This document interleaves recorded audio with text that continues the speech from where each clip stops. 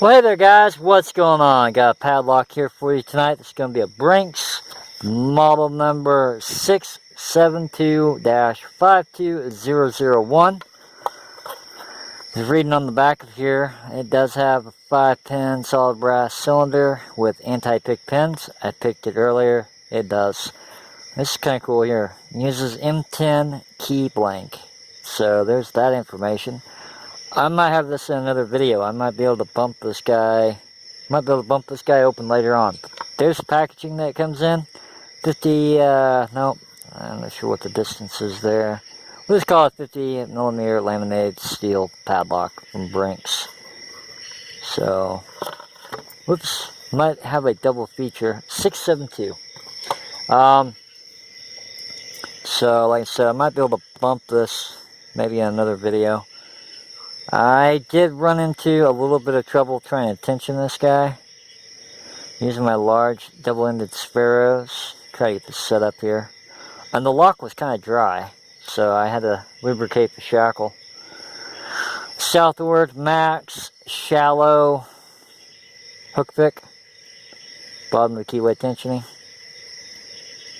I just added lubrication to it. Have not picked it since I added the lube. That always changes the dynamic. So if I get it open in a timely fashion. Okay, there's my first false set right there. Counter, and we are open. So sometimes this guy likes to fight. That was really, really quick. Get that turned back around. So like I said, sometimes this guy likes to fight, so there it is. Picked open using bottom of the keyway tensioning. Been having trouble getting the shackle closed. Okay, there it goes. Let's try top of the keyway tensioning with the Peterson pry bar. So I just did bottom, let's try top. And for this, I will start off with my full-size Southord hook. Maybe. Little click. So, no complaints with this guy. Definitely can be challenging at times. Another little click. No big turn on the cylinder yet. It has a spring-loaded core in it. So I guess if you want to call it a live core, it is a live core. Or a live plug, I guess I should say. A dead plug is a dead plug. I guess I call this one a live one. Now, I did this earlier off camera using top of the keyway.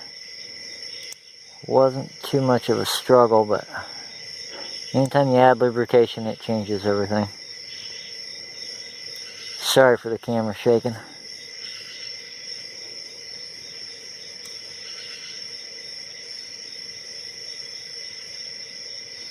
Trying to get to that first pin.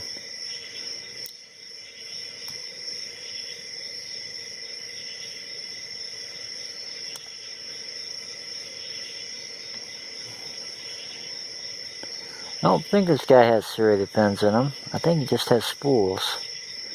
But the number of clicks I'm getting, it might have some serrated pins in it. I didn't really detect any earlier. Man, it's clicking away here. More clicking.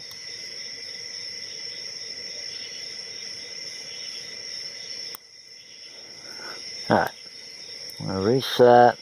I think that clicking might be my pick just slipping off the pins. Try it again. Top of the keyway tensioning, inverted. Let's see if I can just start with the first pin.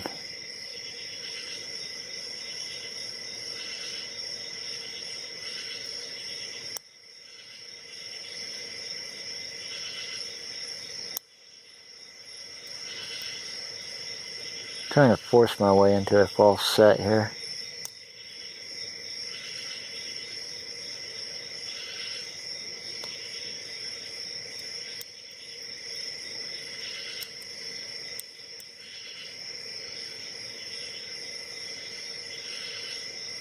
Okay, there we go. I had to get on that first pin, so now we got a false set. Another deeper false set off pin number 2, I believe. Another little false set, turn on the core off pin number, I think that was 5, and now I'm on 4. And we are open. So there it is. Picked open using top of the keyway tensioning and bottom of the keyway tensioning. I gotta say, bottom of the keyway tensioning was easier. So there it is. Double feature. I don't have my bump keys with me, but I'll put this lock aside. And I'm not too good at bumping, but I will try to bump it. I think I got an M10 bump key. I'm pretty sure that I do.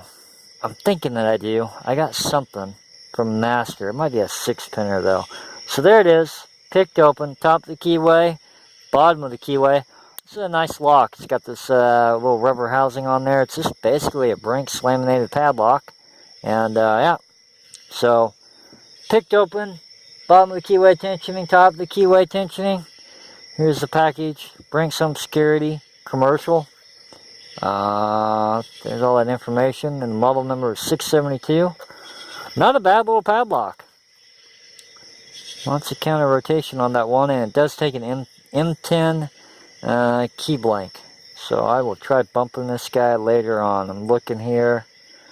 Anything anti-bump? Nope.